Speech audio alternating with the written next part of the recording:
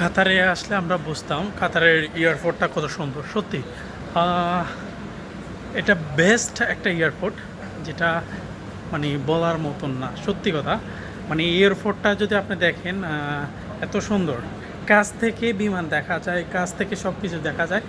তো মানে এত ক্লিন, এত পরিষ্কার, তারা সব সময় চেষ্টা করে ক্লিন রাখার জন্য। দেখেন, সবাই কিন্তু সবার মতন চলতেছে, মানে কেউ কারো ডিস্টার্ব করার মতন কিছু নাই, সবাই সবার মতন চলতেছে। আপনি যদি লিগেলভাবে চলেন, এখানে আপনার জন্য কোনো সমস্যা না। এটা দেখেন, এত সুন্দর সত্যি।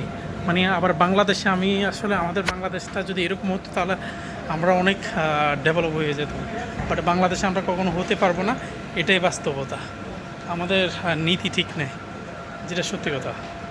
তাই এই জন্যে বললাম, বাংলাদেশ ডেভেলপ হবে কি না আমরাও জানি না, হতে পারবে কি না আমরা যদি না চেঞ্জ হই, এটাই সত্যি কথা।